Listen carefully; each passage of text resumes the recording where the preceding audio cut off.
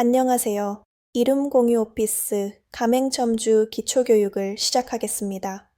이번 교육은 공유 오피스 사업을 처음 운영하시는 가맹점주분들께 이름 공유 오피스가 어떤 구조로 운영되고 있는지, 그리고 가맹점주로서 어떤 역할을 수행하게 되는지를 기초부터 이해하실 수 있도록 구성된 교육입니다. 운영 매뉴얼이나 실무 교육에 들어가기 전에 먼저 공유 오피스 사업의 전체 구조와 이름 공유 오피스, 운영 방식의 큰 그림을 차분하게 살펴보는 시간이라고 생각하시면 됩니다. 지금부터 이름 공유 오피스 가맹점주 기초교육을 함께 시작하겠습니다. 이번 기초교육에서는 이름 공유 오피스 가맹점주로서 반드시 이해해야 할 공유 오피스 사업의 기본 구조와 운영 관점을 중심으로 살펴보게 됩니다. 먼저, 왜 가맹점주 기초교육이 필요한지, 그리고 이 교육이 가맹점 운영에 어떤 도움을 주기 위한 것인지 그 목적부터 설명드리겠습니다. 이어서 공유 오피스가 어떤 사업인지, 일반 임대업과 어떤 차이가 있는지, 그리고 이름 공유 오피스가 제공하는 상품 구조와 서비스 범위를 정리합니다. 또한 공유 오피스를 이용하는 고객 유형과 각 고객이 기대하는 니즈를 이해하고 그 기대가 어디까지 충족되어야 하는지에 대해서도 함께 살펴볼 예정입니다. 마지막으로 공유 오피스 운영에서 자주 발생하는 리스크 유형과 이를 사전에 관리하기 위해 가맹점주가 반드시 인지해야 할 기준까지 차근차근 정리해 드리겠습니다. 이번 교육을 통해 공유 오피스 운영을 감각이나 경험이 아닌 구조와 기준으로 이해하는 출발점이 되시길 바랍니다. 이 가맹점주 기초교육의 목적은 공유 오피스 운영 경험이 없는 가맹점주분들도 안정적으로 사업을 시작하고 운영할 수 있도록 기본적인 인식과 기준을 정리하는 데 있습니다. 이름 공유 오피스는 단순히 사무실을 임대하는 사업이 아닙니다. 공간을 기반으로 운영과 관리, 기준과 시스템이 함께 작동하는 서비스 기반 사업입니다. 따라서 이 교육에서는 공유 오피스를 임대업이 아닌 복합 서비스 사업으로 이해하는 것부터 시작합니다. 또한 가맹점 운영 과정에서 발생할 수 있는 브랜드 리스크를 사전에 줄이기 위해 어떤 행동과 판단이 전체 브랜드에 영향을 미치는지에 대해서도 함께 짚어봅니다. 공유 오피스는 행정기관, 고객, 입주사, 주변 환경과 밀접하게 연결된 사업이기 때문에 기초 개념에 대한 오해는 민원이나 단속, 분쟁으로 이어질 수 있습니다. 이 기초교육은 이러한 위험을 예방하고 가맹점주가 우리가 어떤 사업을 운영하고 있는지, 어떤 기준과 시스템 안에서 움직여야 하는지를 명확히 이해할 수 있도록 돕는 과정입니다.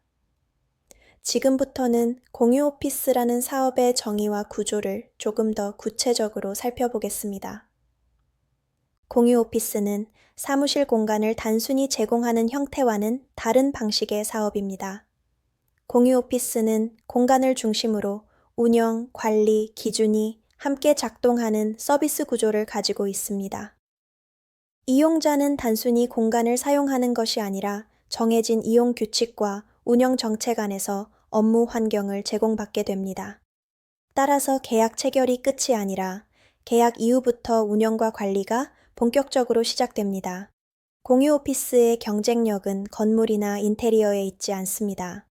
운영 기준이 얼마나 명확한지, 관리 시스템이 얼마나 안정적인지가 서비스 품질을 결정합니다. 운영자는 임대인의 역할이 아니라 공간과 이용 환경을 유지 관리하는 서비스 운영자의 역할을 수행합니다. 이 과정에서 민원, 행정 이슈, 이용자 간 문제와 같은 운영 리스크를 사전에 인지하고 관리하는 것이 중요합니다. 그래서 공유 오피스 운영에서는 개인의 판단이나 감각이 아니라 정해진 기준에 따라 가능 여부를 검토하고 안내하는 구조가 필수적입니다. 이제 다음 장에서는 일반 임대업과 공유 오피스 운영이 어떤 점에서 본질적으로 다른지 비교해 보겠습니다. 임대업과 공유 오피스는 겉으로 보면 비슷해 보일 수 있지만 계약 이후의 관계와 운영 방식에서는 본질적인 차이가 있습니다.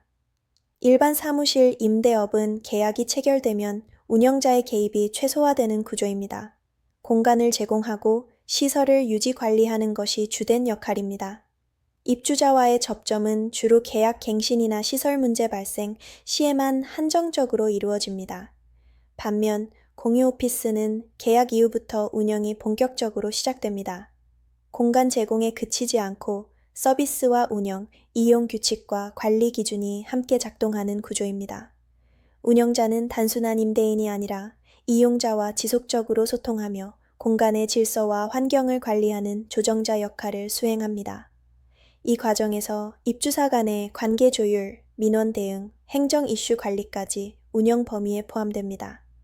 이처럼 공유 오피스는 계약 이후의 관리와 대응이 성과와 리스크를 좌우하는 사업이며 이 차이를 이해하는 것이 공유 오피스 운영의 출발점입니다.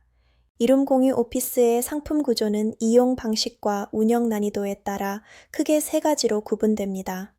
먼저 독립실은 출입이 통제되는 독립된 공간으로 법인이나 팀 단위 이용자에게 적합한 형태입니다. 프라이버시가 높고 업무 집중도가 높은 대신 임대료가 상대적으로 높고 계약 기간도 비교적 긴 편입니다. 운영 측면에서는 공간 관리와 출입 관리의 정확성이 중요한 상품입니다. 다음으로 고정석은 지정된 좌석을 사용하는 방식으로 개인 사업자나 프리랜서 이용자가 주요 대상입니다. 독립실에 비해 이용 비용이 낮고 공간 효율성이 높으며 단기 계약 선호도가 높은 구조입니다. 또한 이용자 간 자연스러운 교류가 발생해 커뮤니티 형성에 유리한 상품입니다. 마지막으로 공용 공간은 회의실, 라운지, 휴게 공간처럼 모든 입주사가 함께 사용하는 영역입니다. 공용 공간은 고객 만족도에 큰 영향을 미치는 동시에 민원이 발생하기 쉬운 공간이기도 합니다. 따라서 명확한 이용 규칙과 일관된 운영 기준이 반드시 필요하며 관리 품질이 곧 브랜드 인식으로 직결됩니다. 이처럼 같은 공유 오피스 안에서도 상품별로 이용 목적과 운영 포인트가 다르기 때문에 공간의 특성에 맞는 관리가 무엇보다 중요합니다. 비상주 서비스는 실제 상주 근무 없이 사업자 등록 주소지와 우편물 관리 서비스를 제공하는 상품입니다. 이 서비스는 단순 임대가 아니라 행정기관 판단에 직접 영향을 받는 민감한 운영 상품입니다. 따라서 비상주 서비스는 모든 지역에서 동일하게 제공되지 않으며 지역별 행정 기준에 따라 가능 여부가 달라질 수 있습니다.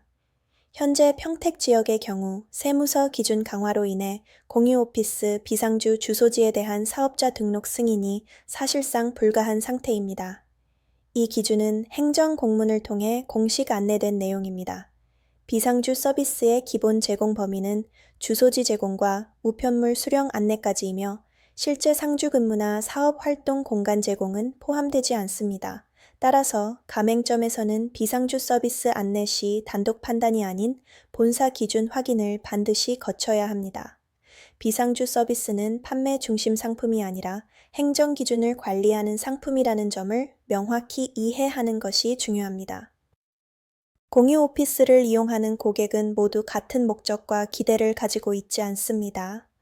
1인 창업자, 개인 사업자, 법인 사업자, 팀 단위 스타트업이나 온라인 셀러까지 고객 유형에 따라 필요로 하는 서비스와 민감하게 반응하는 포인트가 다릅니다. 고객의 여정은 문의에서 시작해 상담, 방문, 계약, 그리고 입실이나 등록으로 이어집니다. 이 과정 중에서도 상담 단계가 가장 중요합니다. 상담에서의 안내가 불명확하거나 기대치를 과도하게 높일 경우 계약 이후 분쟁으로 이어질 가능성이 높아집니다. 특히 고객은 실제로 제공되지 않는 서비스까지 기대하는 경우가 많기 때문에 가맹점주의 역할은 고객의 기대를 충족시키는 것이 아니라 현실적인 범위로 정확히 조정하는 데 있습니다. 명확한 설명과 기준 있는 상담이 불필요한 민원을 줄이고 장기적인 고객 만족과 안정적인 운영으로 이어집니다. 공유 오피스 운영에서 가장 중요한 것은 문제가 생긴 뒤 대응하는 것이 아니라 문제가 될 수 있는 지점을 미리 인지하는 것입니다. 대표적인 리스크는 사업자 등록 반려, 업종 제한 위반, 그리고 민원 신고입니다. 이룸 공유 오피스의 기본 원칙은 단순합니다. 가능한가가 아니라 가능 여부를 검토했는가가 기준입니다.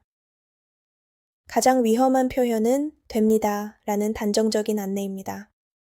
확인되지 않은 가능성은 곧 리스크로 이어집니다. 따라서 가맹점에서는 업종과 상황을 먼저 확인하고 기준에 따라 안내하거나 본사 기준 검토가 필요한 사안으로 전환해야 합니다. 즉, 현장 판단이 아니라 기준 확인과 검토가 리스크를 줄이는 가장 확실한 방법입니다. 공유 오피스 운영에서 발생한 문제는 한 지점에서만 끝나지 않습니다. 개별 가맹점의 운영 이슈는 브랜드 전체로 확산될 수 있고, 한 지점의 잘못된 판단이 다른 가맹점의 영업 환경까지 악화시킬 수 있습니다. 특히 행정기관은 개별 지점이 아니라 브랜드 단위로 판단하는 경우가 많습니다. 한번 문제가 반복되면 기준이 강화되고 다른 지역 가맹점까지 반려 가능성이 높아집니다. 이러한 반복된 문제의 결과는 행정기준 강화, 브랜드 신뢰도 하락으로 이어집니다. 그래서 리스크 관리는 매출을 제한하는 장치가 아니라 브랜드를 보호하고 장기 운영을 가능하게 만드는 필수 조건입니다. 각 지점의 기준 있는 운영이 결국 전체 가맹점을 지키는 역할을 하게 됩니다. 가맹점주는 고객 상담 시 반드시 필수 고지 문구를 안내해야 합니다. 이 고지는 고객을 막기 위한 것이 아니라 가맹점과 브랜드를 보호하기 위한 운영 기준입니다. 먼저, 비상주 서비스는 모든 업종에 제공되지 않습니다. 업종별 제한이 있다는 점을 사전에 명확히 안내해야 합니다. 또한, 사업자 등록 여부는 행정기관의 판단 사항이며 결과가 반려될 수 있다는 점, 100% 보장할 수 없다는 점을 분명히 고지해야 합니다.